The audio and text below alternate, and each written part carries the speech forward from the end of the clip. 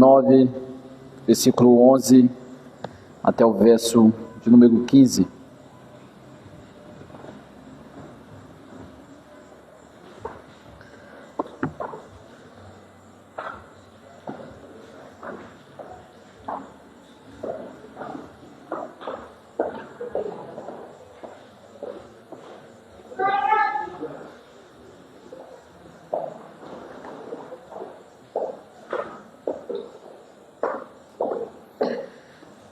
Vamos à leitura.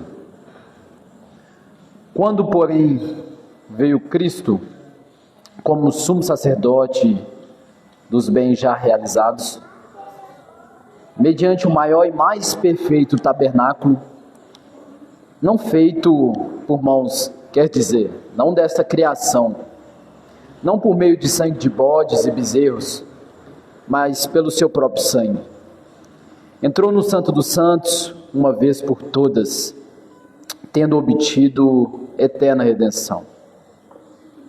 Portanto, se o sangue de bodes e de touros e a cinza de uma novilha, aspergidos sobre os contaminados, os santificam, quanto à purificação da carne, muito mais o sangue de Cristo, que pelo Espírito eterno, a si mesmo se ofereceu, sem mácula, a Deus, purificará a nossa consciência de obras mortas, para servirmos ao Deus vivos. Irmãos, curvem as suas cabeças, com bastante reverência e temor, e oremos a Deus. Santo e eterno Deus, nós nos chegamos a Ti em nome do Senhor Jesus Cristo, o nosso grande sumo sacerdote, que não entrou em um santuário feito por mãos humanas, mas num verdadeiro tabernáculo celestial e perfeito, estabelecido pelo próprio Deus.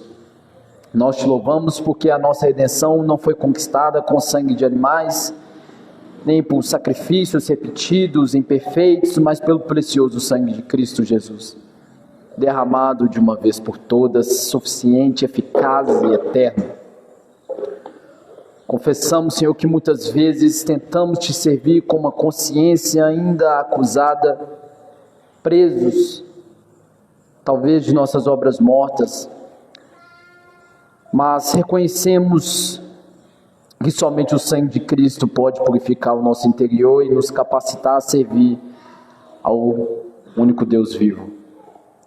Agradecemos porque Jesus é o mediador dessa nova aliança, firmada não em uma promessa frágil, mas em sua morte vicária, pela qual fomos chamados e recebemos a promessa da eterna redenção, da eterna herança.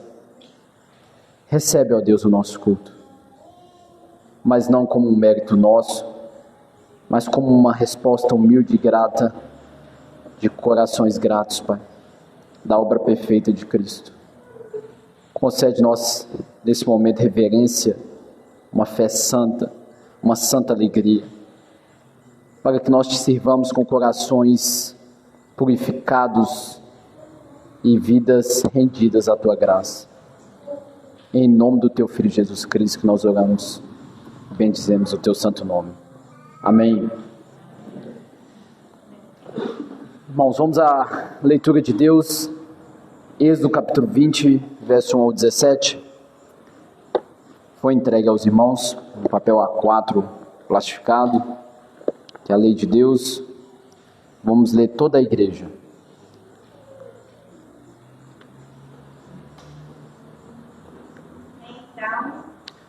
Falou Deus todas essas palavras: Eu sou o Senhor, teu Deus. Tirei da carne do Egito, da casa da servidão. Não terás outros deuses diante de mim. Não farás para ti imagem de escultura, nem semelhança alguma do que há em cima nos céus, nem embaixo na terra, nem nas águas debaixo da terra. Não as adorarás, nem lhes dará culto, porque eu sou o Senhor, teu Deus, Deus zeloso, que visita a iniquidade dos pais dos filhos até a terceira e quarta gerações daqueles que me aborrecem. Eu faço misericórdia até 1000 gerações daqueles que me amam e guardam meus mandamentos. Não terás o Senhor teu Deus em vão. Não quero, Senhor, tomar o seu nome em vão. Lembra-te do dia de sábado para santificar. 6 dias trabalharás e farás toda a tua obra. Mas o 7º dia é o sábado do Senhor, teu Deus. Não farás nenhum trabalho, nem tu, nem o teu filho, nem a tua filha, nem o teu servo, nem a tua serva, nem o teu irmão, nem o rasteiro das tuas próprias palavras. Porque em 6 dias fez o Senhor o céu e o mar e tudo que neles há, e ao 7º dia descansou. Por isso, o Senhor passou de sábado. Honra teu pai e tua mãe. Obrigado.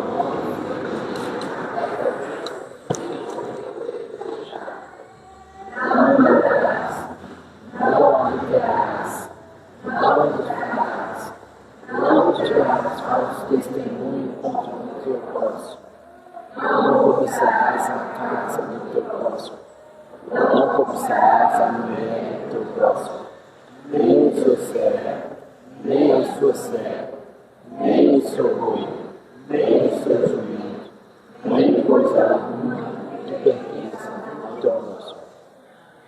Amém. Irmãos, esse é o momento agora de nós, como igreja, vou estar dando um minuto à igreja, para que possamos nos arrepender, um momento de confissão, de arrependimento dos nossos pecados em silêncio, que a igreja possa se arrepender dos seus pecados, meditar ao Santíssimo Deus durante a semana. Logo após esse 1 minuto, eu vou estar orando pela congregação.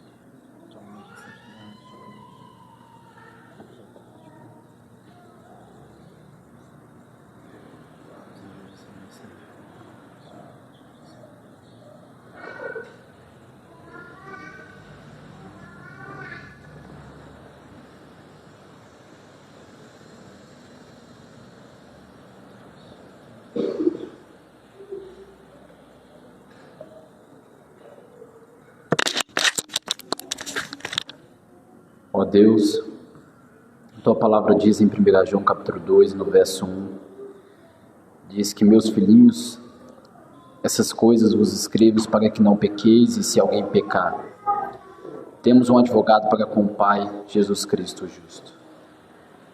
Ó Deus, aqui está a tua igreja pecou contra o Senhor durante a semana, pecou em seus lares, pecou em seus trabalhos, pecou contra o teu próximo, pecou contra a igreja, contra os irmãos.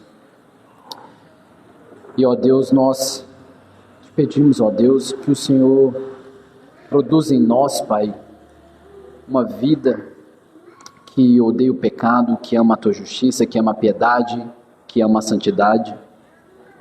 Uma vida de verdadeiros adoradores, Pai, que vivencia o Evangelho durante todo o dia, durante todas as horas, que venham a odiar o pecado com todas as forças. Ó Deus, floresçam os frutos do Teu Espírito Santo na Tua igreja. Ó Deus, tenha misericórdia de nós. Agradecemos, ó Deus, pelo Jesus Cristo, nosso advogado, fiel e justo, que intercede por nós. É aos pés da cruz que a nossa igreja, Pai, segura com todas as forças, sabendo que a gente somos pecadores, miseráveis e carecemos todos os dias da Tua graça.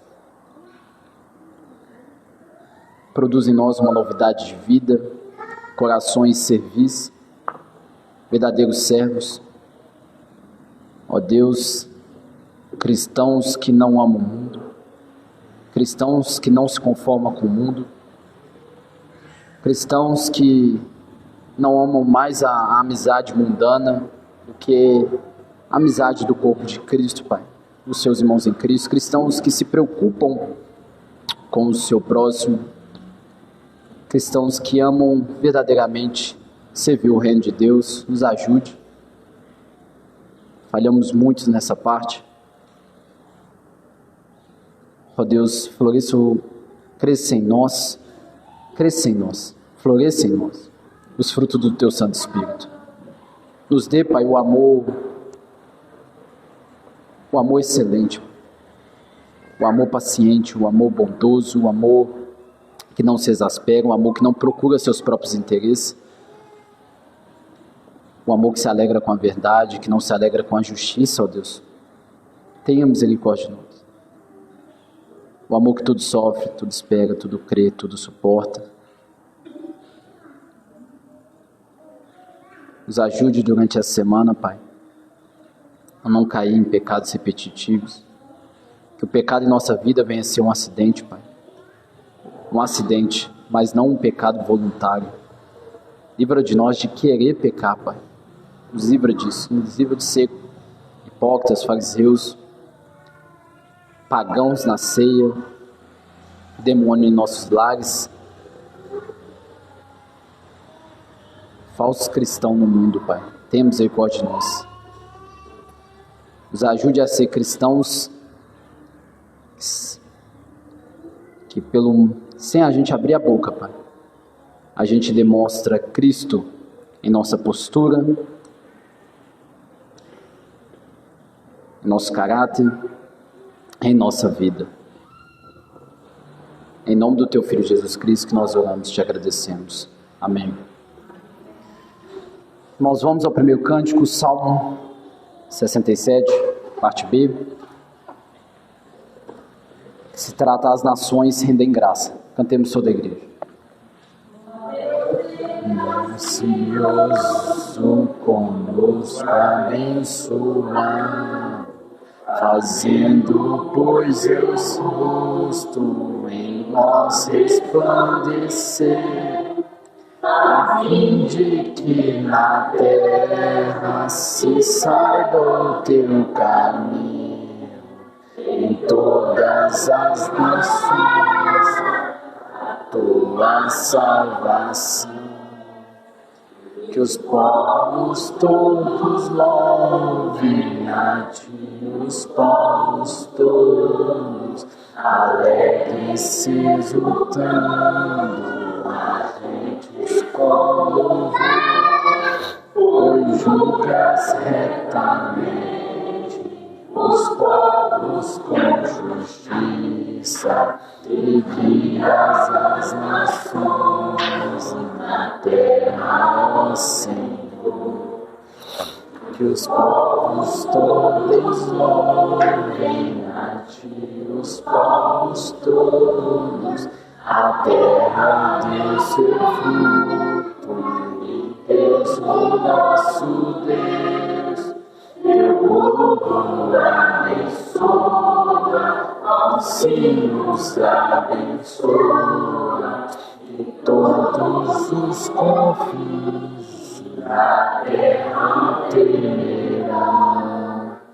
Amém. Irmãos, pode se assentar. Vamos à leitura pública do Antigo Testamento, Êxodo capítulo 15.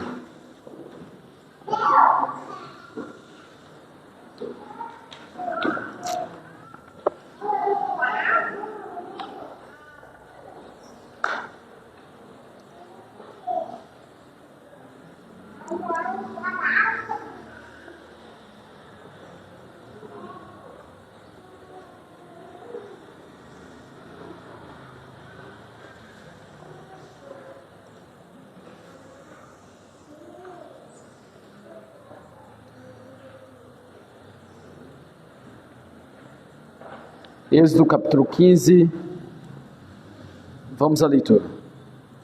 Então entoou Moisés e os filhos de Israel este cântico ao Senhor e disseram: Cantarei ao Senhor porque triunfou gloriosamente, lançou o mar, o cavalo e o seu cavaleiro.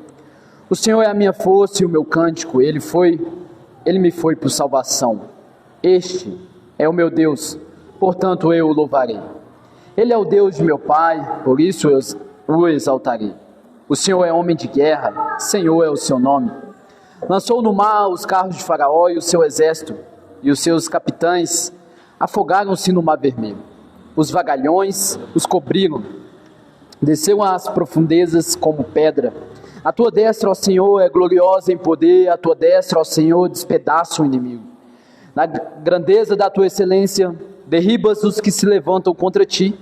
Envias o teu furor que os consome como restolho, como refogar das tuas narinas. Amontoaram-se as águas, as correntes pararam em montão. Os vagalhões coalharam-se no coração do mar. O inimigo dizia: perseguirei, alcançarei, repartirei os despojos. A minha alma se fartará deles. Arrancarei a minha espada e a minha mão os destruirá.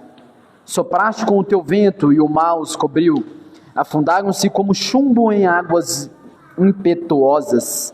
Ó Senhor, quem é como tu entre os deuses? Quem é como tu, glorificado em santidade, terrível em feitos gloriosos, que operas maravilhas? Estendeste a destra e a terra os tragou. Com a tua beneficência guiaste o povo que salvastes, com a tua força o levastes à habitação da tua santidade. Os povos o ouviram, eles estremeceram. Agonias apoderaram-se dos habitantes da Filístia. Ora, os príncipes de Edom se perturbam, dos poderosos de Moabe se apodera temor. Esmorecem todos os habitantes de Canaã. Sobre eles cai espanto e pavor. Pela grandeza do teu braço emudecem como pedra, até que passe o teu povo, ó Senhor, até que passe o povo que adquiriste. Tu o introduzirás e o plantarás no monte da tua herança, no lugar que aparelhaste, ó Senhor, para a tua habitação, no santuário, ó Senhor, que as tuas mãos estabeleceram. O Senhor reinará por todo sempre. Porque os cavalos de Faraó com os seus carros e com seus cavalarianos entraram no mar, e o Senhor fez tornar sobre eles as águas do mar. Mas os filhos de Israel passaram a pé, enxuto pelo meio do mar. A profetisa Miriam, irmã de Arão, tomou um tamborim, e todas as mulheres saíram atrás dela, com tamborins e com danças. E Miriam lhes respondia: cantai ao Senhor, porque gloriosamente triunfou, e precipitou no mar o cavalo e o seu cavaleiro. Fez Moisés partir a Israel do Mar Vermelho e saíram para o deserto de Sur. Caminharam 3 dias no deserto e não acharam água. Afinal, chegaram a Mara. Todavia, não puderam beber as águas de Mara, porque eram amargas. Por isso, chamou-lhe-se Mara. E o povo murmurou contra Moisés, dizendo: que havemos de beber? Então Moisés clamou ao Senhor, e o Senhor lhe mostrou uma árvore. Lançou a Moisés nas águas, e as águas se tornaram doces. Deu-lhes ali estatutos e uma ordenação, e ali os provou. E disse: se ouvires atento à voz do Senhor, teu Deus, e fizeres o que é reto diante dos teus olhos, e deres ouvido aos seus mandamentos, e guardares todos os seus estatutos, nenhuma enfermidade virá sobre ti, das que enviei sobre os egípcios, pois eu sou o Senhor, que te sara. Então chegaram a Elim, onde havia 12 fontes de água e 70 palmeiras, e se acamparam junto das águas. Irmão, esse é o momento agora, pela oração. Vamos orar agora como igreja. Eu vou estar orando, a igreja juntamente em silêncio. Vamos orar pelas autoridades constituídas por Deus em nosso país e pelos projetos da Igreja Batista Reformada de Santa Luzia. Santíssimo Deus, Pai, que governa todas as coisas, Deus Santo, Deus Triuno, Deus que determinou, Pai, cada preceito, todas as coisas acontecem de acordo com a sua vontade, Pai, e a sua determinação. Ó Deus, erguemos as nossas vozes em clamor, Pai, em súplica pelas autoridades eclesiásticas, Pai. Sabemos que o número de falsos ministros tem crescido, mas ainda temos, pela Tua misericórdia, pastores piedosos, ó Deus, pastores que amam verdadeiramente o Senhor Jesus, o rebanho de Cristo, pastores de serviço, pastores com corações de pastores que o Senhor que deu, pastores humildes, pastores exemplos nos seus lares. E oramos por esses pastores piedosos, esses pastores que se santificam, buscam se santificar todos os dias, que buscam, Pai, amar suas esposas como Cristo amou a igreja, que buscam ensinar os seus filhos sobre as Escrituras Sagradas, pastores exemplos, pastores que estão muitas das vezes esquecidos por nós no anonimato, mas não esquecidos pelo Senhor. E oramos por esses pastores, Pai, por essas autoridades. Oramos pelos pastores da Comunhão Batista Formada do Sudeste, oramos pelos pastores da Igreja Batista Formada Emanuel, oramos pelo pastor Tiago, Senhor Jesus, autoridade eclesiástica constituída por Deus. Oramos para que esses homens, Pai, para que o Senhor continue dando provisão, sustentando esses homens, guardando, protegendo, cuidando de suas famílias, de seus casamentos. Cuide deles, Pai, provê ali a Tua graça cada vez mais sobre a vida desses pastores. Oramos pelas suas famílias, Pai. Cuide das suas famílias quando eles não tiverem. Quando eles estiver dedicando, Pai, também a ensinar o rebanho de Cristo, cuidando de um irmão que está precisando. Senhor Jesus, cuide de suas famílias. Cuide de seus filhos, Pai.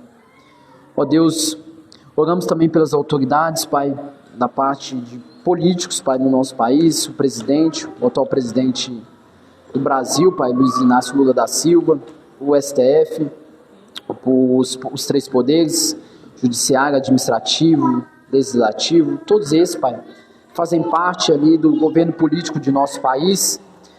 Senhor Jesus, os prefeitos, os vereadores, os deputados estaduais e federais, os governadores, os senadores, ó Deus, todos esses que fazem parte da política em nosso país, nós oramos para que o Senhor, Pai, traga verdadeiro arrependimento de suas obras, Senhor Jesus, suas obras erradas, Senhor Jesus, das burlanças, burlar as leis, Senhor Jesus, que eles possam se arrepender desses atos, traga conversão no coração desses homens e dessas mulheres, ó Deus, que eles possam se arrepender, Senhor Jesus, de como eles têm governado essa nação, Senhor Jesus. Cuide dos políticos que são piedosos, cristãos, sinceros, cuide deles, dê uma graça, envie o teu sustento, para que eles possam pregar o evangelho ali para o parceiro de trabalho, Senhor Jesus. Ó Deus, oramos pela segurança pública de nosso país, o Exército, a Marinha, a Aeronáutica, os policiais militares, federais, os policiais penais, os guardas civil, Pai, ó Deus, todos esses, ó Deus, os vigilantes, os porteiros, todos esses que fazem parte da segurança de nossa nação, cuide desses homens, dessas mulheres, Pai, para que eles possam voltar em segurança em seus lares, ó Deus, e que o bandido receba a sua devida culpa, Pai, sua punição, e que esses homens que fazem a segurança pública de nossa nação possam voltar vitoriosos, protegidos, guardados pelo Senhor, por seus lares, por suas famílias. Ó Deus, nós oramos pela autoridade medicinal, Senhor Jesus, médicos, os farmacêuticos, ó Deus, os enfermeiros, os técnicos de enfermagem, os psicólogos, Senhor Jesus, os clínicos gerais, todos esses, ó Pai, que cuida da saúde pública de nosso país. Meu Pai, levanta cada vez mais a saúde desses homens e dessas mulheres, traz força, traz vigor, traz capacitação cada vez mais para esses homens e essas mulheres, para que eles possam cuidar dos nossos. Ó Deus, nós oramos pela Igreja Batista Reformada em Santa Luzia, os maridos, as esposas, os filhos, as crianças, Pai, os solteiros, os viúvos, aqueles que estão se preparando para o matrimônio. Ó Deus, traga santidade à Tua Igreja, Pai, traz piedade. Ó Deus, ajude esses maridos a amar verdadeiramente sua esposa, Pai, servir sua esposa, ajude essa esposa a verdadeiramente amar o seu marido, a ser submissa ao seu marido em amor, em respeito. Ó Deus, entendendo que o Senhor colocou posições, liderança. Ó Deus, ajude esses maridos, Pai, a ensinar o Teu Evangelho nos lares, coloque corações, Pai, inclinados a apresentar, Pai, o verdadeiro pão diário para a sua família, que é o Teu Evangelho para os seus esposos e seus filhos, Pai. Livra nós de ser maridos negligentes, maridos frouxos, ó Senhor Jesus, e nos ajude cada vez mais. A Igreja Batista Reformada Santa Luzia. Ó Deus, oramos pelos enfermos, Pai, da Igreja Batista Reformada Santa Luzia, que não pôde estar com alguma enfermidade, que o Senhor traga o seu consolo, que o Senhor traga a sua cura para esses enfermos. Senhor Jesus, que eles possam estar fortes, Pai, que eles possam estar, mediante a Tua graça, conosco no próximo domingo, de acordo com a Tua vontade, Teu querer, Pai. Ó Deus, oramos pelos processos, Pai, que a Igreja Batista Reformada Santa Luzia está se passando, Pai, os processos, abertura do CNPJ. Ó Deus, oramos para que o Senhor conduza todas as coisas. Ó Deus, que a igreja consiga esses documentos. Ó Deus, ajude ali, Pai, em todas as questões, Senhor, as prefeituras, ajude para que possamos ter esses documentos, Senhor Jesus, de acordo com a Tua vontade, para que a gente possa estar certo de acordo com a lei dos homens, de acordo com a Tua lei. Ó Deus, oramos pela escolha, Pai, de um ministro da Igreja Batista Reformada Santa Luzia, um futuro pastor, aqueles que estão se preparando, que o Senhor ajude, que o Senhor dê capacitação, é o Senhor que escolhe, é o Senhor que capacita. Ó Deus, ajude esse ministro, esse futuro ministro, derrama vontade ao coração desses homens para almejar o episcopado, a servir o rebanho do Senhor, a ser servo dos servos.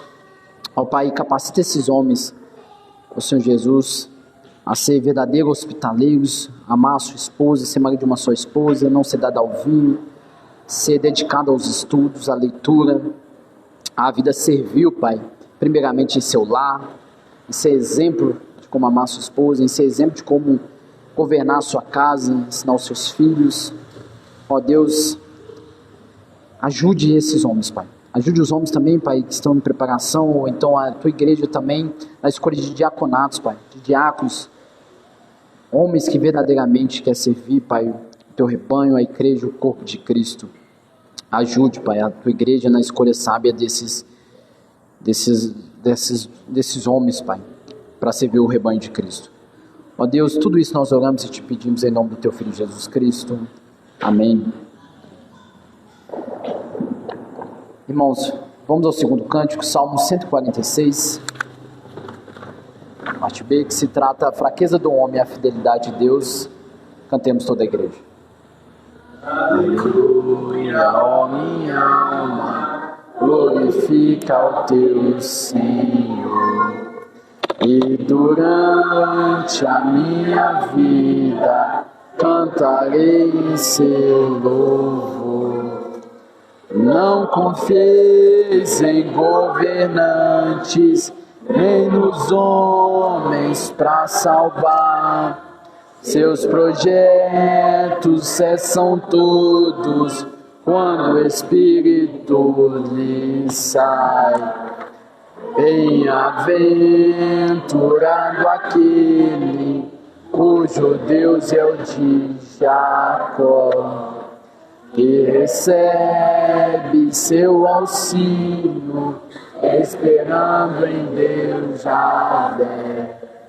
Ele fez os céus e a terra, fez o mar e tudo mais, e fiel eternamente o Senhor se manterá. Faz justiça aos oprimidos, ao faminto dá o pão. O Senhor liberta os presos, abatidos põe de pé. O Senhor ao justo ama, faz o cego enxergar. Sobre órfãos e viúvas, seu amparo Ele dá. O Senhor ao forasteiro lhe concede proteção, mas dos ímpios o caminho o Senhor transtornará. Para sempre o Senhor reina, Ó Sião, teu Deus é rei, de uma geração a outra, reina Deus, aleluia. Amém. Irmãos, vamos ao momento de ofertório. Lembrando que a contribuição dos seus recursos para o reino de Deus é um ato de adoração a Deus. Os irmãos estão livres em contribuir.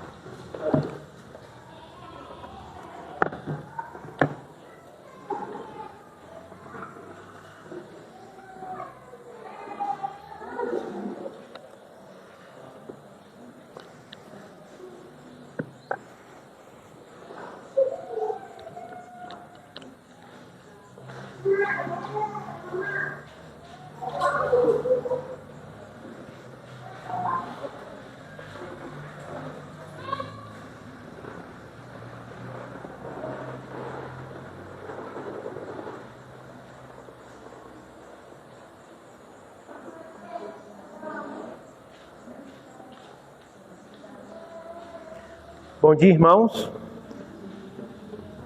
Vamos abrir nossa Bíblia no livro de Josué. Nós vamos ver o capítulo 7 hoje, nessa manhã. Josué, capítulo 7.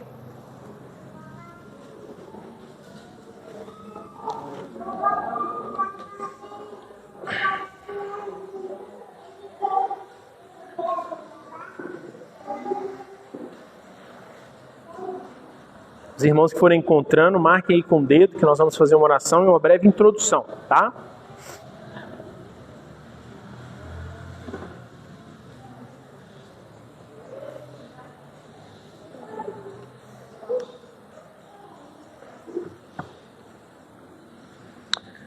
Vamos orar?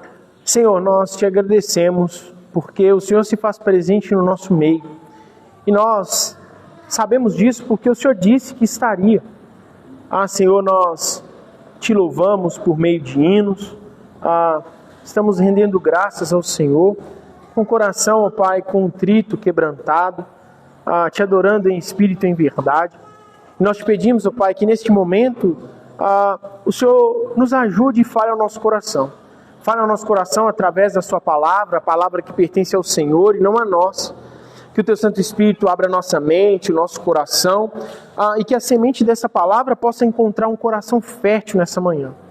Que essa palavra possa nos chamar ao arrependimento e ao mesmo tempo nos encorajar, nos lembrar que o Senhor é conosco, que o Senhor, ó Pai, peleja por nós e que todo pecado que for confessado de forma genuína encontrará perdão, porque existe um perfeito mediador, Jesus Cristo.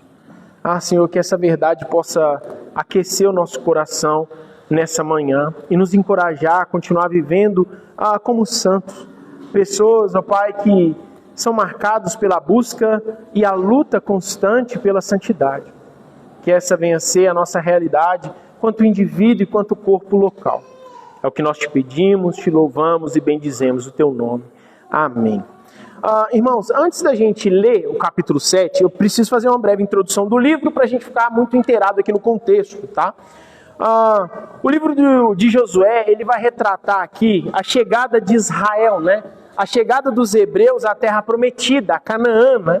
Moisés havia liderado esse povo durante a peregrinação no deserto, a saída do cativeiro egípcio, né?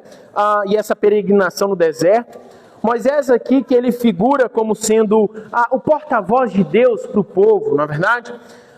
E Moisés também, ele nutre na sua pessoa um significado profético, né? Ele aponta para Cristo, aquele que nos liberta não de um cativeiro físico, mas aquele que nos liberta de um cativeiro espiritual, né? Do poder e da influência do pecado, né? Mas fato é que após a morte de Moisés, Deus escolhe um substituto, alguém para substituí-lo. Moisés não entra na terra prometida, e esse povo então precisava conquistar Canaã. Embora Canaã seja a terra da promessa, ela está habitada, não é verdade? Ela não está ali uma terra que é só chegar. Tem povos morando ali e os hebreus deveriam conquistar essa terra. E quando nós olhamos também para a figura de Josué e de Canaã, nós também temos figuras proféticas aqui, né? Josué, ele é um líder escolhido por Deus, assim como Moisés, e ele também é um tipo de Cristo, tá? Mas nós não vamos entrar nesse foco agora. E a terra de Canaã também aponta para nós a Canaã celestial, o céu que nos espera, não é verdade? Pois bem, Deus aparece então no capítulo 1 para Josué, e Deus então começa a dar instruções de como Josué deveria liderar esse povo, né? Como Josué deveria guiar esses israelitas nessa conquista e na posse da terra que Deus já havia prometido e dado a esse povo, né? Mas Deus estaria com Josué e com os hebreus com uma condição: eles tinham que obedecer, eles tinham que seguir a lei, o caminho e as ordens do próprio Deus. Essa era uma condição exclusiva e vital para esse povo, tá? Então Josué chama o povo e ele começa a preparar esse povo para o primeiro desafio do livro de Josué. Sabe qual é o primeiro desafio do livro? Está no capítulo 3, que é a travessia do Rio Jordão. E Deus vai dar ordens para esse povo e fala: os sacerdotes vão ter que carregar essa arca. E quando vocês chegarem à margem do Rio Jordão, vocês vão colocar os pés na água e essa correnteza vai ser represada, né? E vai acontecer um milagre, exatamente como aconteceu com Moisés ali na travessia do Mar Vermelho, na abertura do mar, né? E esse povo faz exatamente como o Senhor havia ordenado. E esse povo atravessa o Rio Jordão a seco. Um milagre de Deus. O livro já começa com um milagre maravilhoso. E sem dúvida nenhuma, os habitantes de Canaã já tinham notícias desse povo, de como eles foram libertos, das 10 pragas, de como Deus estava sustentando esse povo no deserto, os milagres de Deus. O milagre de Deus de represar as águas do Rio Jordão, né? Então provavelmente toda essa história já havia chegado ali a esses povos que estavam habitando ali a Canaã, né? E certamente eles ficaram apreensivos e temeram esse povo numeroso. Até cidades fortificadas militarmente, como nós vamos ver, que é a cidade de Jericó, há uma apreensão, esse povo tem algo diferente. Esse povo tem algo que destoa. E esse algo é o Deus Todo-Poderoso que pelejava na frente da batalha desse povo, né? Quando nós chegamos no capítulo 5, nós vamos ver Josué mandando todos os homens que nasceram no deserto circuncidarem. Então também é esse ponto importante, a circuncisão que marca ali o selo da presença de Deus, da união entre o povo e Deus na antiga aliança, né? E depois disso eles então celebram a Páscoa. E no final do capítulo 5, o próprio Deus, uma teofania, aparece para Josué e fala: eu vou guiar vocês nas batalhas. Não precisam de vocês temerem, porque eu, o Deus vivo, serei o líder de vocês nos combates, né? E quando nós chegamos no capítulo 6, nós estamos diante então da conquista da cidade de Jericó. Mas acontece um problema aqui. Deus mais uma vez detalha para Josué como deveria ser feito. Não é da forma que vocês querem, não é do jeito que vocês acham certo, é do jeito que eu mando fazer. Josué ele não faz nada em momento algum da sua cabeça, né? E as ordens eram o seguinte: vocês vão, os sacerdotes vão na frente, com a arca da aliança nos ombros, com as trombetas nas mãos, e logo atrás dos sacerdotes vão ir os soldados. Vocês vão rodear a cidade de Jericó uma vez por dia, durante 6 dias, em silêncio. Ninguém vai falar nada. E no 7º dia vocês vão rodear por 7 vezes a cidade, e na 7ª volta, os sacerdotes vão tocar a trombeta, o povo vai gritar e as muralhas vão ruir. E os israelitas então deveriam entrar nessa cidade, destruir essa cidade, destruir os povos que estavam ali, exceto Raabe, que havia ajudado os espias e sua família, né? Mas as ordens de Deus continuam. Tudo que fosse ouro, prata, tudo que fosse precioso, deveria ser levado para a casa de Deus. os soldados não poderiam se apossar dos despojos de guerra. Os despojos aqui não iriam pertencer aos soldados, mas eles deveriam ser entregues a Deus, uma vez que foi o próprio Deus que liderou esse povo na batalha. E tudo começa conforme o combinado, né? Esse povo rodeia as muralhas por 6 dias. Na 7ª volta do 7º dia, os sacerdotes trocam a trombeta, o povo grita, as muralhas caem, e Israel então destrói a poderosa cidade de Jericó. Então tudo parecia correr bem, né? Até um homem chamado Acã, que resolve desobedecer às ordens do Senhor, e ele se apodera de alguns utensílios valiosos que não poderiam ser apossados. Isso traz uma consequência terrível para Israel, que é o que nós vamos ver agora no capítulo 7. Acompanhe comigo a leitura. Prevaricaram os filhos de Israel nas coisas condenadas, porque Acã, filho de Carmi, filho de Zabdi, filho de Zera, da tribo de Judá, tomou das coisas condenadas. A ira do Senhor se acendeu contra os filhos de Israel. Enviando, pois, Josué de Jericó alguns homens a Ai, que está junto a Bet-Aven, a oriente de Betel, falou-lhes dizendo: subi e espiai a terra. Subiram, pois, aqueles homens e espiaram Ai. E voltaram a Josué e lhe disseram: não suba todo o povo, subam uns 2 ou 3 mil homens a ferir Ai. Não fadigueis ali todo o povo, porque são poucos inimigos. Assim, subiram lá do povo uns 3 mil homens, os quais fugiram diante dos homens de Ai. Os homens de Ai feriram deles uns 36, e outros perseguiram desde a porta até as pedreiras, e os derrotaram na descida. E o coração do povo se derreteu, e se tornou como água. Então Josué rasgou as suas vestes, e se prostrou em terra sobre o rosto perante a arca do Senhor até a tarde, ele e os anciãos de Israel. E deitaram pó sobre a cabeça. Disse Josué: Senhor Deus, por que fizeste esse povo passar o Jordão, para nos entregares nas mãos dos amorreus, para nos fazerem perecer? Tomara nós contentáramos em ficar além do Jordão. Senhor, que direi? Pois Israel virou as costas diante dos seus inimigos. Ouvindo isso, os cananeus e todos os moradores da terra nos cercarão e desarraigarão o nosso nome da terra. E então, que farás ao teu grande nome? Então diz o Senhor a Josué: levanta-te, porque estás prostrado assim sobre o rosto? Israel pecou e violaram a minha aliança, aquilo que eu lhes ordenara, pois tomaram das coisas condenadas, e furtaram, e dissimularam, e até debaixo da sua bagagem o puseram. Pelo que os filhos de Israel não puderam resistir aos seus inimigos, viraram as costas diante deles, porquanto Israel se fizera condenado. Já não serei convosco, se não eliminardes do vosso meio a coisa roubada. Dispõe-te, santifica o povo, e dize: santificai-vos para amanhã, porque assim diz o Senhor Deus de Israel: há coisas condenadas no vosso meio, ó Israel. Os vossos inimigos não podereis resistir, enquanto não eliminardes do vosso meio as coisas condenadas. Pela manhã, pois, vos chegareis, segundo as vossas tribos, e será que a tribo que o Senhor designar por sorte se chegará, segundo as famílias. A família que o Senhor designar se chegará por casas, e a casa que o Senhor designar chegará por homem por homem. Aquele que for achado com a coisa condenada será queimado, ele e tudo quanto tiver, porquanto violou a aliança do Senhor e fez loucura em Israel.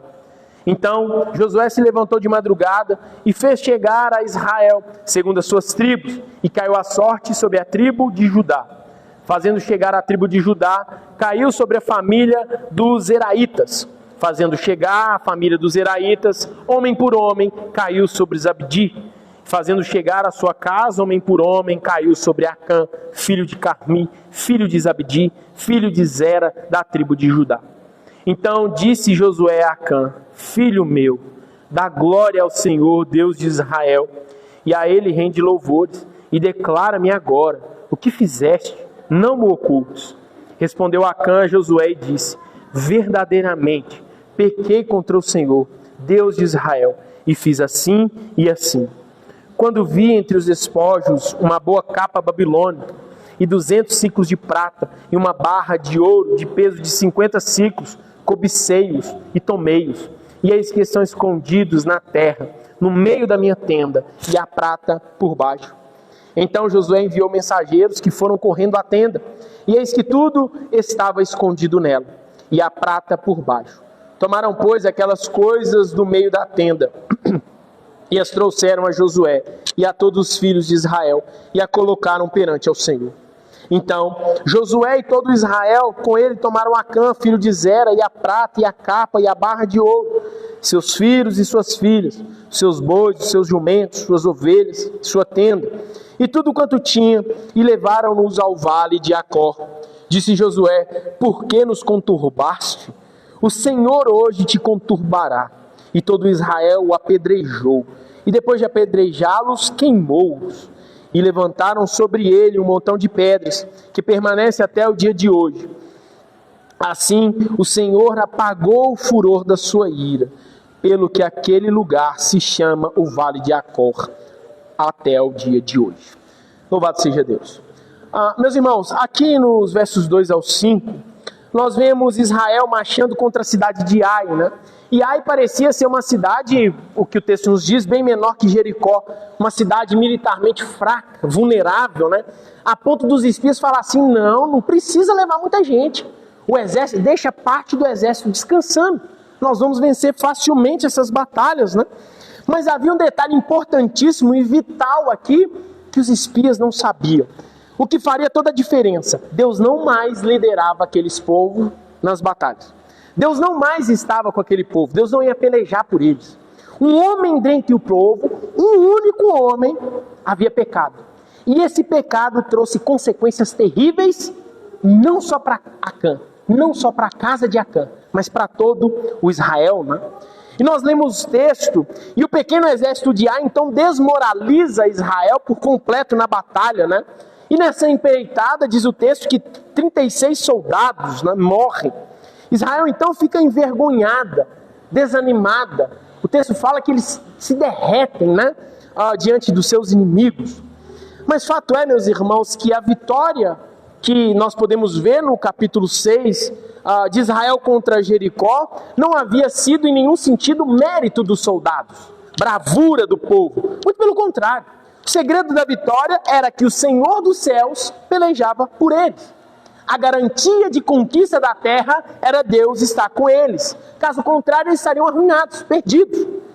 E uma vez que Deus abandona esse povo na batalha, por causa do pecado, e esse ponto é importantíssimo, acontece uma grande e vergonhosa derrota, que desmoraliza todo o povo, que desanima o povo, a ponto de Josué dizer: meu Deus, por que você não nos deixou antes do Jordão? O Senhor nos fez atravessar por meio de um milagre maravilhoso para que nós sejamos todos dizimados aqui nessa terra, né? Sem Deus, meus irmãos, Israel poderia ter empregado todos os seus soldados contra esse exército de Ai, que ainda assim seria inútil, né? A derrota seria apenas mais grave e mais desonrosa. Mas veja o que um pecado não tratado é capaz de fazer. Esse é o grande ponto. E Josué é um homem sábio. Josué é um homem cheio do Espírito de Deus, inteligente, né? E Josué, ele entende que havia algo errado. Por quê? Porque Deus prometeu que estaria com eles. Deus não iria simplesmente voltar atrás na sua palavra. Deus não iria contradizer o seu próprio caráter e ele se tornar mutável. Não é verdade? Então Josué sabia disso. E o que ele faz? Ele recorre a Deus em oração, em súplicas. E no versos 6 e 8, nós nos deparamos com essa súplica de Josué ao Deus Trino. E a angústia desse homem é tamanha, a ponto dele rasgar suas vestes, né? No verso 6, Josué rasgou suas vestes e se prostrou em terra sobre o rosto, perante a arca do Senhor, até a tarde. Esse homem gastou tempo em oração, em argumentos com Deus, né? Ele sabia que essa derrota não era uma mera consequência de batalha. Não era um erro de estratégia apenas. Havia um problema entre o povo e Deus. E esse problema se chama pecado. E um ponto interessante é que nós vemos essa consciência de Josué, porque em nenhum momento o texto nos sugere que ele culpa alguém. Se ele pensasse que fosse um erro de estratégia, o primeiro povo que ele ia atrás é dos espias. Fala assim, mas vocês olharam esse negócio errado. Vocês falaram que não precisava mandar nem o exército inteiro, mas ele não faz isso. Ele não culpa os soldados, né? Uai, vocês também lutaram com covardia, vocês não deram o melhor. Não. Josué, ele entende que o problema é entre Deus e o povo, né? E Josué é um homem temente a Deus, um homem que ama a Deus de todo o seu coração, que nos salta aos olhos a preocupação de Josué. Isso não é algo comum. Sabe por quê? Porque normalmente o ordinário era ele estar preocupado com quem morreu, ou ele está preocupado em morrer. Mas a preocupação dele principal não é essa. Josué está preocupado como que o nome de Deus poderia ser escarnecido. Ele está preocupado com a glória do próprio Deus. Olha o que ele fala no verso 9.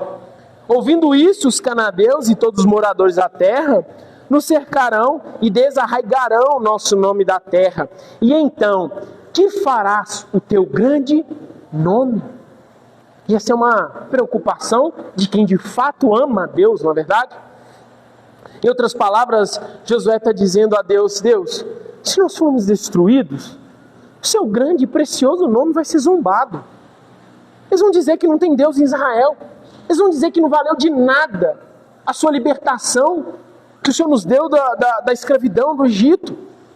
E Deus, meus irmãos, Ele preocupa com o seu nome, com a sua própria glória, né? E Ele não deixa que seu nome seja escarnecido. E o que é curioso é que o texto fala que ele passa o dia inteiro orando, né, até a tarde. Mas a resposta de Deus vem exatamente quando Josué toca nesse ponto, do nome de Deus. E aí então no verso 10, disse o Senhor a Josué, levanta-te, por que estás prostrado assim sobre o rosto? Israel pecou e violaram a minha aliança. Então após se humilhar diante de Deus, de demonstrar o seu amor, o seu zelo pelo Senhor, pelo nome do Senhor, Josué ele tem sua oração respondida, né?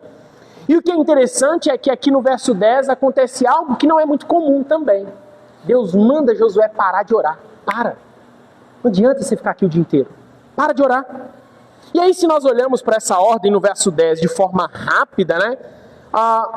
Pode nos surgir uma dúvida, porque quando nós pensamos em 1 Tessalonicenses 5,17, orai sem cessar, não é verdade?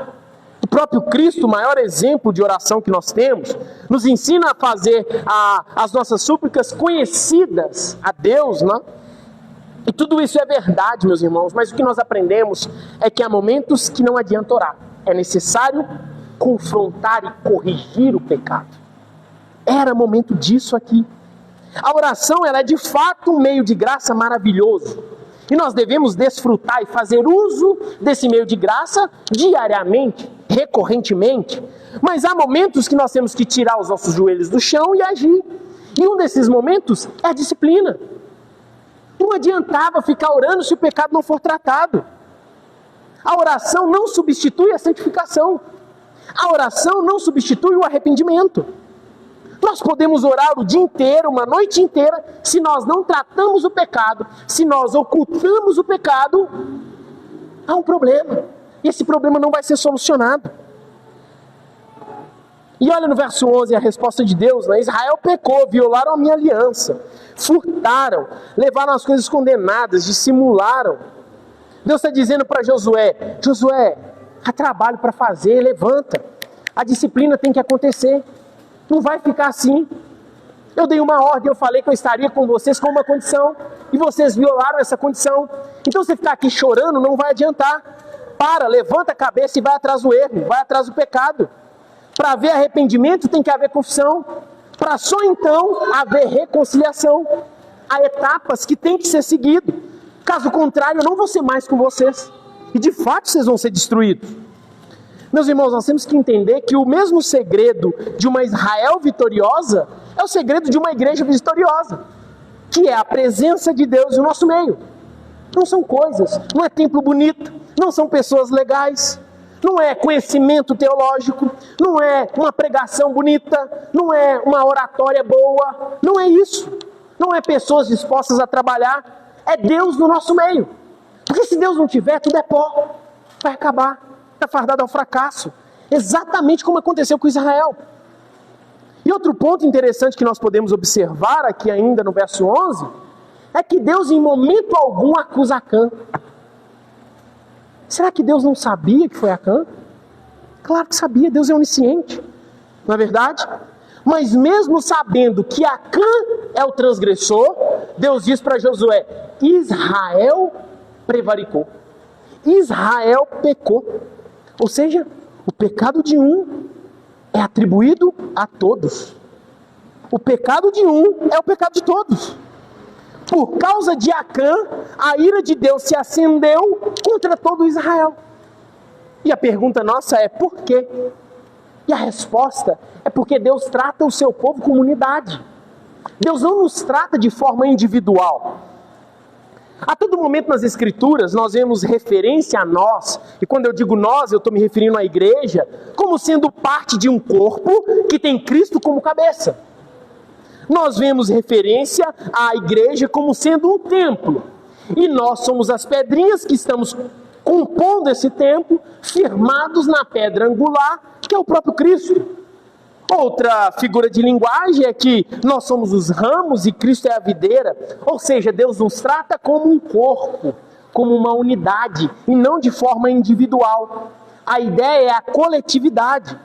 Isso nos mostra que o pecado seu não é só seu, e que o pecado meu não é só meu. O nosso pecado afeta todos que estão à nossa volta. O nosso pecado afeta a nossa casa. O pecado do marido deságua na esposa, nos filhos. O pecado da esposa deságua nos maridos, dos filhos, nos pais.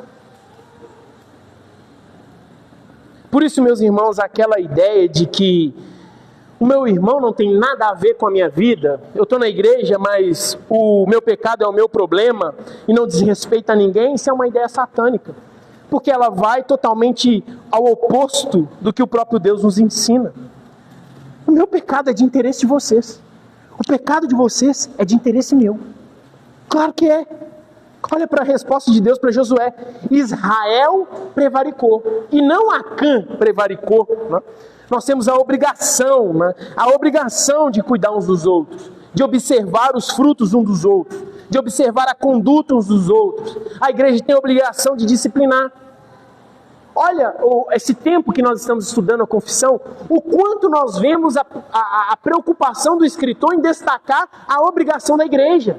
Que uma igreja omissa é uma igreja problemática. Uma Israel omissa é uma Israel problemática. Quem deve se preocupar com a saúde espiritual do corpo não é o pastor. Não somente, mas todos nós. Nós temos obrigação mútua. É uma obrigação da igreja, do corpo. Então, se você pouco importa com seu irmão, finge que nem viu, larga para lá. Ou então, se você é o oposto, é aquele que não pode falar nada, né? Se falar com você qualquer coisinha, acha ruim, desce o bico, né? Não acha ruim de algum irmão preocupar com a sua conduta, com seus péssimos frutos. Desculpa, meu irmão. Se você ainda não entendeu que o nosso papel, que nós vivemos e nós temos raiz em uma igreja local, que nós fazemos parte de um corpo, se você não entendeu isso, é porque o evangelho ainda não está claro para você. Porque há problemas mais profundos no seu coração, né? Josué era responsável por Acã, assim como todos de Israel eram responsáveis aqui uns pelos outros, né? Um peca, mas a consequência recai sobre todos. Então a ordem de Deus para Josué é: levanta, pode parar. Para de lamentar, não adianta se rasgar os suas... Não, para. Sacode essa poeira aí e vai agir. Há coisas amaldiçoadas no meio e nós temos que descobrir. Vai ser tratado, esse pecado tem que ser tratado. Verso 11 e 12. Israel pecou e violaram a minha aliança, aquilo que eu lhes ordenara, pois tomaram das coisas condenadas. 12. Pelo que os filhos de Israel não puderam resistir aos seus inimigos, viraram as costas diante deles. Porquanto Israel se fizera condenado, já não serei convosco, se não eliminardes do vosso meio a coisa roubada. Então Israel pecou, tomaram, roubaram dessa coisa, a prata, ouro, uma capa, né? E eles escondem e mentem.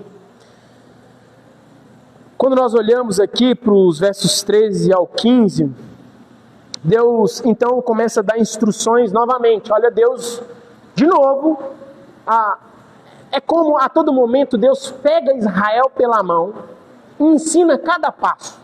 Olha, para vocês atravessar o Rio Jordão, vocês vão fazer assim. Para vocês destruir a cidade, vocês vão fazer assim. Para vocês santificarem, vocês vão fazer assim. Para vocês tratarem o problema no meio de vocês vão fazer assim, né?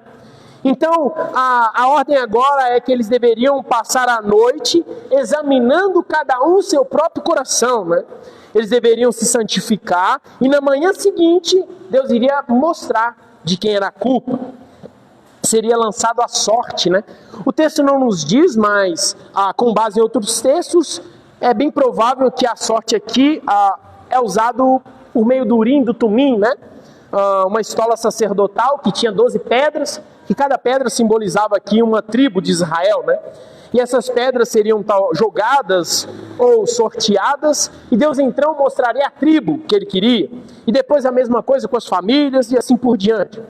Mas um ponto que desperta a nossa curiosidade e nos faz perguntar o texto é, mais uma vez, por que lançar a sorte e ao invés de Deus simplesmente desmascarar Acã? Essa é uma pergunta que ecoa o tempo todo no texto, né? E nós temos duas respostas possíveis. Primeiro é que Deus está ensinando aqui, não só a Josué, mas a todo o povo, como o pecado deve ser tratado com rigor. E que o pecado é um problema da igreja. Que o pecado é um problema do povo. Que o povo deve olhar para dentro de si e tratar o pecado. Uma igreja deve participar das suas tratativas de problemas. É por isso que a igreja tem assembleias. É por isso que a igreja, se Deus assim permitir, logo mais teremos um concílio formado por uma mesa pastoral e diáconos, que são escolhidos pela igreja, pela assembleia da igreja. Ou seja, toda decisão que um corpo de concílio toma é uma representação da igreja. Não é um indivíduo, não é o pastor sozinho, é o corpo, é a igreja. E o segundo motivo seria para dar espaço ao pecador, né? Era mais uma chance para Acã confessar a sua culpa e demonstrar seu arrependimento. E eu imagino, meus irmãos, que essa noite talvez tenha sido uma noite muito difícil e tensa para esse povo, né? Uma apreensão provavelmente tomou o coração desses israelitas. E eu imagino, talvez, os pais perguntando aos filhos: foi você, meu filho? Você pegou alguma coisa? As esposas: marido, foi você? Você roubou alguma coisa que não deveria ter roubado? Isso me lembra a ceia, né? Quando Jesus disse que o traidor estava entre eles e os discípulos ficam atônitos, atordoados. Quem é aquele que é o traidor? E o triste aqui, meus irmãos, é que assim como Judas, Acã fiz de bobo. Não é comigo. Não foi suficiente. Talvez ele tinha pensado: da onde? O quê? No meio desse tanto de gente vai cair em mim? Não tem a mínima chance. Mas nós sabemos e estamos vendo que é loucura esconder o pecado e achar que está tudo bem. O pecado oculto te mata e ele vai te encontrar. O pecado é terrível, porque o pecado ele começa a criar raízes profundas. E talvez as consequências não sejam imediatas, mas ele vai te tornando uma pessoa fria espiritualmente. Ele vai apagando, ele vai ofuscando as verdades do Evangelho do seu coração. O pecado te torna uma pessoa ingênua, tola. Quer ver? Olha para Adão e Eva. Após quebrarem o pacto de obras, o que eles tentam fazer? Eles tentam se esconder do Deus Criador do universo atrás de um arbusto. Que insensatez! Ananias e Safira, eles escondem de Deus uma mentira banal. Simão, mago, lá em Atos, né? Ele acha que está passando batido. Ele engana os discípulos por um tempo, mas nem por um segundo ele pode enganar o Deus Todo-Poderoso. E Acã é mais um exemplo de um tolo que foi ofuscado pelo pecado. Então isso te mostra que você não é mais esperto. Você não é mais esperto que Adão, que Acã, que Simão, o mago. Não importa se você é inteligente. Não importa se seu QI é alto, o pecado vai te deixar um tolo, um insensato. Você não vai saber o que fazer com ele. É um câncer que você está cultivando. E ele vai te escravizar. Ele vai te prender. Ele vai continuar crescendo, deturpando as verdades do Evangelho no seu coração. E o fim dessa história é o lago que arde em fogo e enxofre. E a sorte então começou a ser lançada. E eu imagino que à medida que essa sorte era lançada e chegava na tribo de Acã, na família de Acã, na família do seu pai, aí eu acredito que ele foi, não vou passar despercebido, né? Talvez o horror, a aflição, começa a tomar conta desse homem, né? Até então que a sorte recai sobre ele. E ele percebe, acabou. Eu fui desmascarado. Verso 16, então Josué se levantou de madrugada e fez chegar Israel segundo as suas tribos. E caiu sobre a tribo de Judá, sobre a família dos Zeraitas, pela casa de Zabdi, chegando a Acã, filho de Carmi, e disse: filho meu, dá glória ao Senhor, Deus de Israel, e a ele rende louvores. Declara-me agora, o que fizeste, não me ocultes. Irmãos, cedo ou tarde o nosso pecado vai nos encontrar. Se nós não encontrarmos o nosso pecado agora, ele irá nos encontrar. Ou nós encontramos o nosso pecado no nosso quarto, de joelhos, confessando ao Deus Trino, crendo na mediação de Cristo, ou o nosso pecado irá nos encontrar no juízo final. Você pode passar a vida inteira escondendo o seu pecado para a igreja, para o pastor, ou até mesmo da sua mente, tentando esquecer. Mas ele vai te encontrar. Ele está aí dentro, crescendo, te destruindo. Toda aquela esperteza de Acã foi embora. Aquela confiança de passar a noite inteira e não ser capaz de assumir a sua culpa, agora talvez deu lugar ao desespero. Isso nos mostra, meus irmãos, que nenhum pecado ficará impune. Não existe a remissão de pecado sem o derramamento de sangue. Não existe perdão sem o devido pagamento, sem a devida retribuição. Deus não vai perdoar o seu pecado porque ele é bonzinho. Isso não vai acontecer. Então, após ser confrontado por Josué, Acã, então, ele confessa o seu ato pecaminoso, né? Quando nós olhamos para o verso 20 e 21, eu gostaria de destacar duas coisas importantes nesses versos. Primeira delas, a dinâmica do pecado, que Acã diz como aconteceu, e depois a confissão de Acã. Primeiro, a dinâmica. 21. Quando vi entre os despojos uma boa capa babilônica e 200 ciclos de prata e uma barra de ouro, no peso de 50 ciclos, cobiceiros e tomeiros, e eis que estão escondidos na terra, no meio da minha tenda, e a prata por baixo. Vi, cobicei e tomeiros. Essa é exatamente a dinâmica do pecado. Sabe por quê? Porque quando nós olhamos em Gênesis 3:6, diz assim: vendo a mulher que a árvore era boa para se comer, agradável aos olhos e desejável para dar o entendimento, tomou-lhe do fruto, comeu e deu também ao marido, e ele comeu. Eva viu, cobiçou e tomou para si. A dinâmica não muda. O pecado, ele só troca de roupa, mas ele é o mesmo. Ele é o mesmo na queda, ele foi o mesmo com Acã, e ele é o mesmo agora conosco. Satanás usa exatamente a mesma estratégia do Éden, aqui no livro de Josué, e ele age exatamente assim hoje conosco, né? Nós vemos, nós cobiçamos e então nós caímos, ficamos cegos pelo pecado. Então Acã aqui, pensando que ninguém estava vendo, ele cai em tamanha destruição, né? No verso 20, respondeu Acã a Josué e disse, ao ser confrontado, olha a resposta dele: verdadeiramente pequei contra o Senhor, Deus de Israel, e fiz assim e assim. Meus irmãos, isso me sugere uma confissão genuína, tá? Eu acredito de fato que Acã se arrepende do seu ato genuinamente. E eu vou explicar o porquê. Mas é respeitável aqueles irmãos que discordem disso. O texto permite essa interpretação, mas eu queria, se os irmãos permitissem, apresentar os meus argumentos pelo qual eu acredito que essa confissão foi uma confissão genuína. O primeiro deles é que Acã não foge da culpa, né? Ele reconhece que ele pecou e ele vai além. Josué só pergunta, fala o que você fez. Ele podia ter falado, foi eu. Mas ele vai além, né? Ele começa a detalhar exatamente o que ele havia feito. Ele não omite nada. Ele faz exatamente o que Josué mandou. Ele não tenta esconder. Em momento algum, ele não tenta diminuir a sua culpa. Que esse é um ponto muito comum, né? Às vezes, quando uma pessoa é pega, ela tenta suavizar o seu pecado. E Acã, ele não faz isso, né?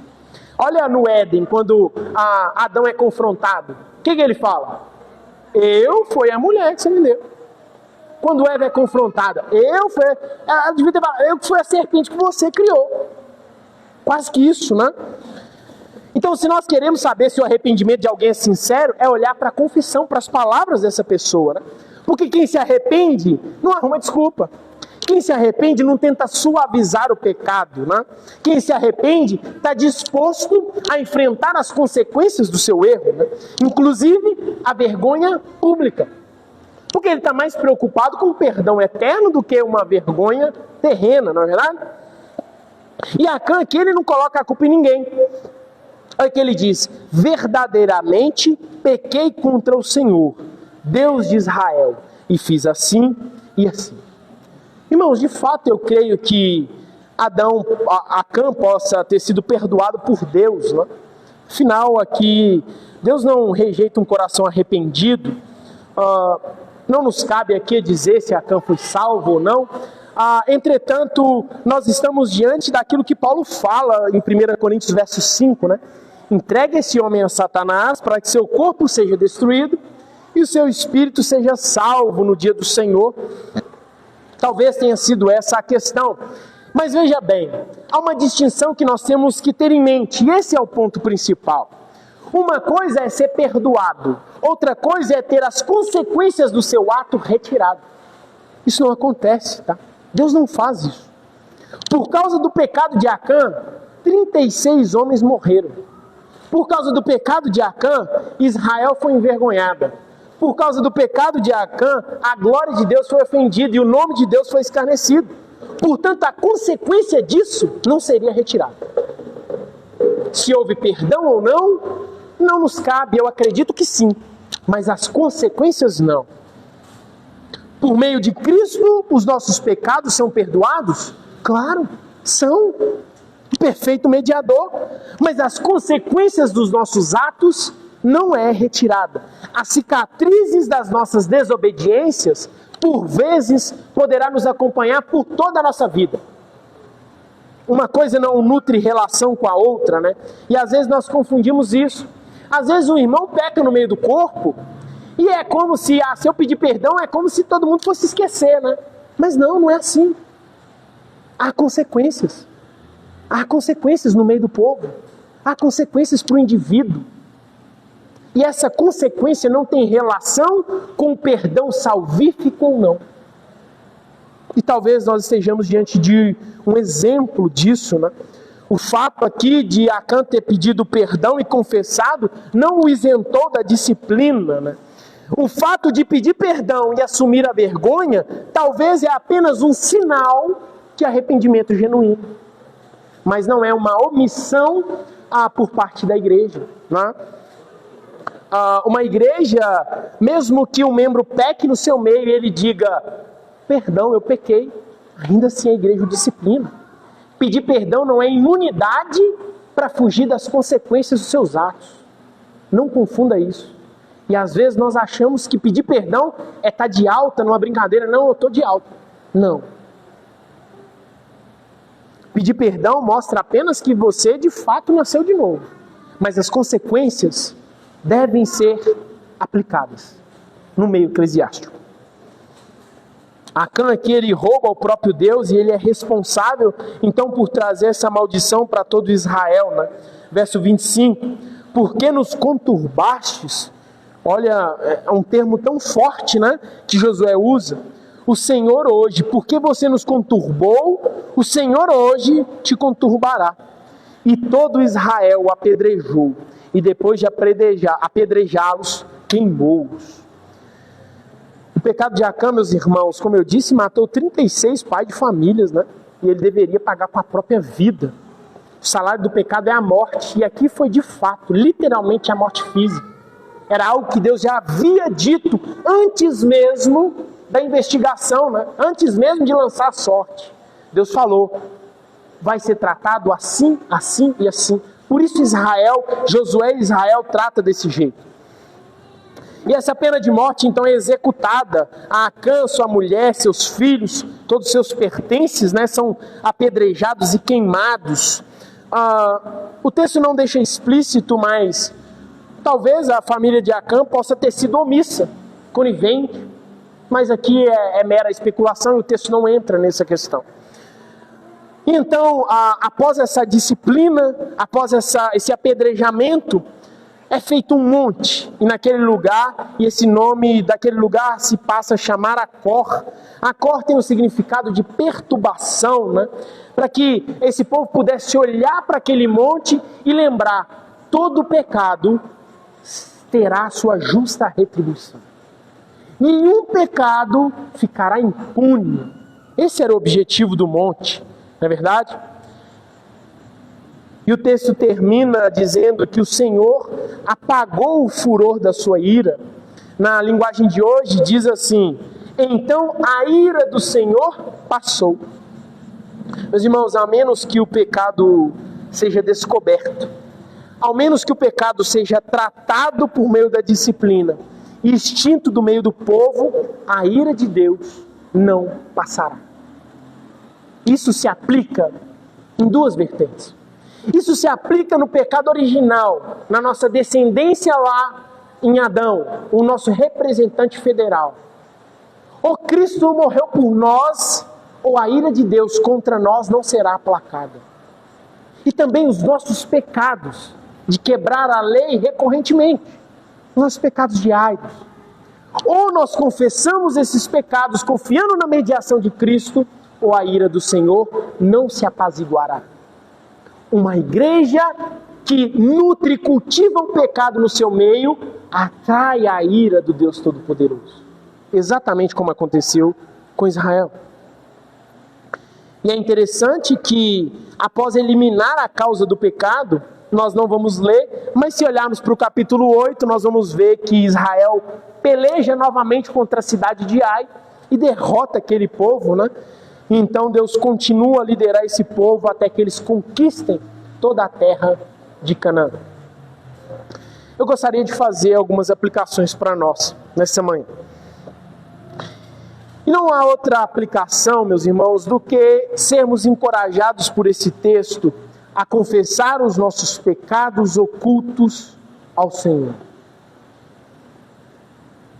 Nós não podemos ficar encorajados a tentar esconder qualquer tipo de pecado. Você não será capaz de esconder o seu pecado de Deus, por menor que ele seja, por mais insignificante que esse pecado seja aos seus olhos, ele deve ser confessado para você obter perdão. É interessante que quando nós olhamos aqui para a linhagem de Acã, nós vemos que ele pertencia à tribo de Judá, né? E aí, então da tribo de Judá vem um homem que causa derrota para o povo, vergonha, destruição para a nação de Israel. E anos depois, da mesma tribo, vem aquele que agora é a causa não mais de vergonha, mas de completa redenção. Não só para Israel, mas para todos os eleitos, né? Acã aqui ele morre apedrejado de forma merecida, por causa do seu pecado. Mas quando nós olhamos para o leão da tribo de Judá, o perfeito Deus, ele também morre, mas não por causa do seu pecado, mas por causa do pecado de outros, né? Por causa do nosso pecado. Jesus, ele sofre a maldição no lugar do pecador. E Cristo, meus irmãos, ele foi oferecido não uma simples capa babilônica, como foi oferecido a Acã.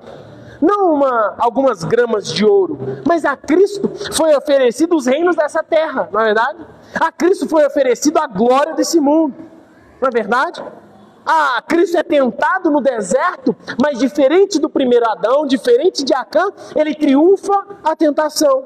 Ele não se curva ao pecado e com isso ele obtém justiça. Justiça essa que nos é entregue de forma gratuita e nos faz dignos de adentrar a Canaã. A Canaã terrena? Não, a Canaã celestial. Olha que glória! Por isso que hoje eu e você nós podemos confessar os nossos pecados, por mínimo ou máximo que seja, e ter a certeza de perdão, por causa desse Jesus. Não caia na loucura de achar que é impossível esconder qualquer pecado de Deus. É impossível, você não vai conseguir. Deus sabe o seu pensamento, suas intenções. Não caia nessa loucura. Ao invés disso, abra seu coração, confesse o seu pecado, peça a Deus: Deus, me lembre dos meus atos ruins. Deus, me dê força para lutar contra a minha velha natureza. Corra para os braços de Cristo como uma criança. Corre para os braços do seu pai quando ela está ofendida, quando ela está com medo. Porque há um mediador, há um sumo sacerdote perfeito. Há uma noite inteira que você deve refletir e pedir perdão. Não espera amanhecer para vir o juízo, não. Não espera começar a lançar sorte. Não espera o céu se rasgar para você achar que vai dar tempo. Para de preocupar com a vergonha. O que vão pensar de mim? O que importa o que vão pensar de você? Você vai deixar para resolver isso no juízo final? É lá que você vai querer deixar para resolver? Você está preocupado com o que o outro vai pensar? Os irmãos não estão aqui para um apontar o dedo e julgar o outro. Não! Nós estamos aqui para, quando o irmão cai, estender a mão e caminhar juntos. Não é para colocar o pé, expor a vergonha. Não é isso. Não tenha medo da disciplina. Não tenha medo da correção. Porque se Deus te corrige, fique feliz porque Ele te ama. A pior coisa que Deus podia fazer com você é te entregar o seu próprio coração e deixar você fazer e seguir sua vida. Te dá tudo que você quer. Se Deus te dá tudo que você quer, se Deus te presentear com tudo que você deseja, seu fim é um inferno. É para lá que você vai. Por isso Deus nos corrige. E a correção de Deus para o seu povo, para a sua igreja, é um sinal de amor. É um sinal de um pai que corrige um filho. A pior coisa, meus irmãos, grave isso. A pior coisa que pode nos acontecer é Deus nos dar tudo que nós queremos.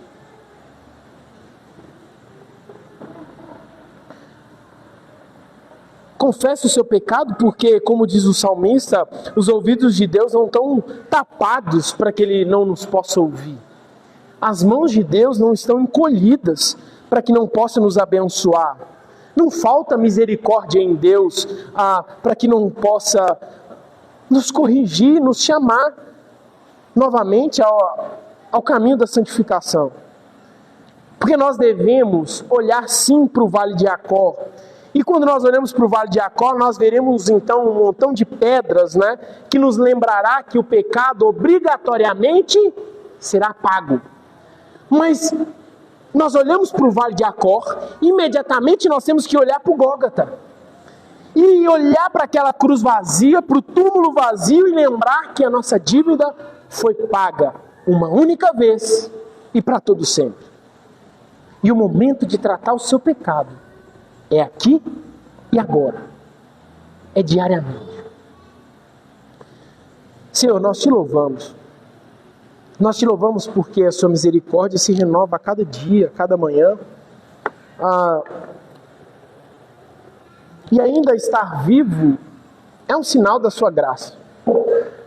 É um sinal da sua condescendência em nos dar mais uma chance de nos arrependermos dos nossos maus caminhos, de confessarmos os nossos pecados ao Senhor, de viver para a sua glória e buscar a santidade. Senhor, que nós te pedimos que o Senhor externe os pecados que estão ocultos no nosso meio. Que o Senhor sonde os nossos corações, o coração da tua igreja, e externe aquilo que está oculto ali, Senhor. Que o Senhor quebrante os nossos corações, que o Senhor nos leve a um arrependimento genuíno, que nos ajude, ó Deus, a crescer, a crescer. Nós sabemos que quando o Senhor nos corrige, o Senhor o faz porque nos ama, porque o Senhor nos tem como filhos. Nós somos, como diz Paulo, nós somos co-herdeiros de Cristo e podemos erguer nossas vozes aos céus e te chamar de Pai, e dizer que o Senhor é o nosso Deus, pelas bonanças e os benefícios da obra redentiva de Jesus. Senhor, que nós não venhamos ser loucos de guardar um pecado como se guarda um tesouro, porque esse pecado será externado e descoberto cedo ou tarde, seja agora, diante do trono da graça, ou será diante do trono do juízo. O fato é que nenhum pecado ficará impune, pois será pago na cruz ou no sofrimento eterno. Nos traga essa consciência e nos ajude a ser cristãos sérios, genuínos, sensatos, que amam o Senhor, que preocupam com a sua glória e com que o seu nome continue avançando para todo sempre. Nós te louvamos. Em nome de Jesus. Amém. Em Mateus 26, diz assim, em Lucas 26 diz assim, e tomando um pão, tendo dado graças, o partiu e lhes deu, dizendo, este é o meu corpo oferecido por vós, fazei isso em memória de mim.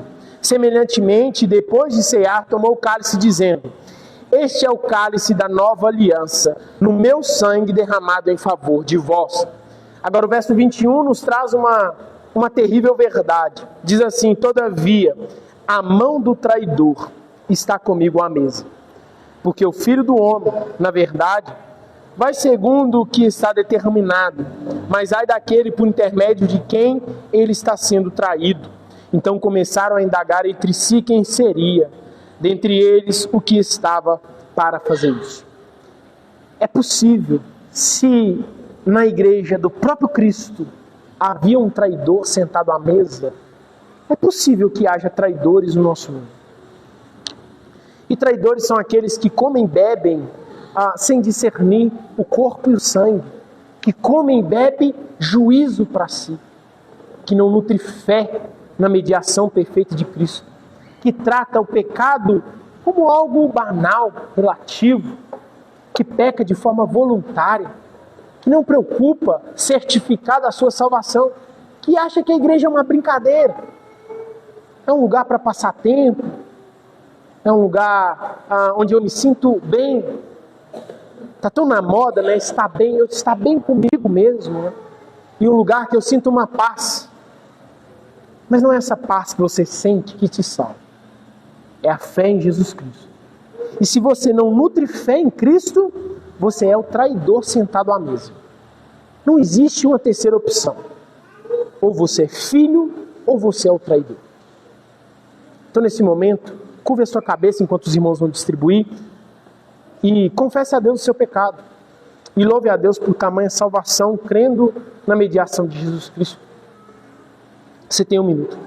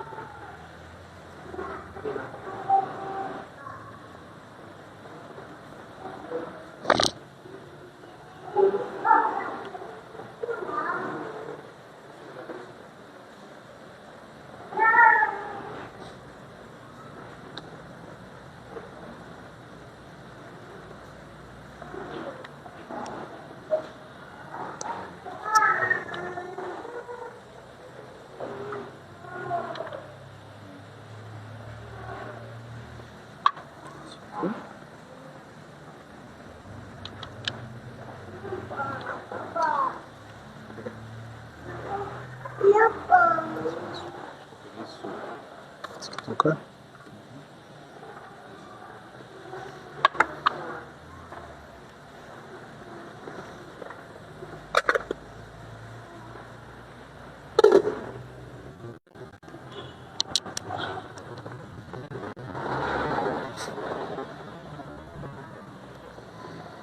E tomando um pão, tendo dado graças, o partiu e lhe deu, dizendo: isto é o meu corpo, oferecido por vós.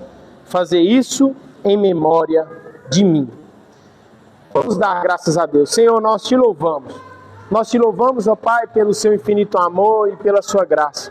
Por essa maravilhosa graça, Deus, que nós podemos participar dessa ceia, louvando o teu santo nome, bendizendo ao Senhor, nutrindo fé, não no elemento em si, mas no que ele representa.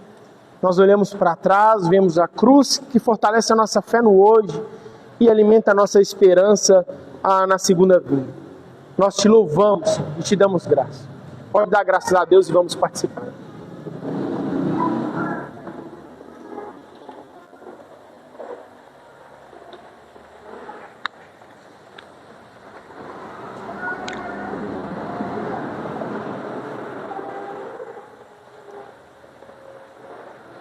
Semelhantemente, depois de cear, tomou o cálice, dizendo: este é o cálice da nova aliança no meu sangue, derramado em favor de vós. Senhor, nós te louvamos por essa nova aliança que é selada no seu corpo e no seu sangue, que tem o Senhor como penhor e a segurança dos benefícios dessa aliança. O Senhor é o nosso mediador, o Deus Trino, que encarregou de cumprir toda a obra da salvação e de forma graciosa nos presenteou, nos transformou, nos deu um novo coração, uma nova mente, colocou um novo cântico em nossas bocas e agora nós podemos estar aqui louvando ao Senhor, participando, ó Pai, com o corpo local e sabendo que pertencemos à sua família, filhos adotivos. Nós te louvamos. Vamos dar graças a Deus e vamos participar.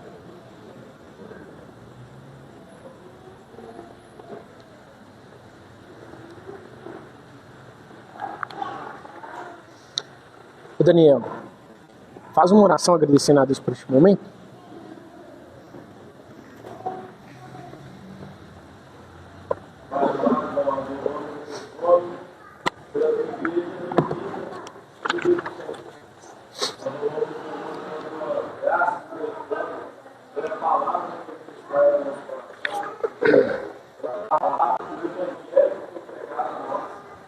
Essa mensagem, essa boa notícia, e aquecer essas boas novas e nos trazem a esperança do futuro, a esperança ainda da glória de Deus.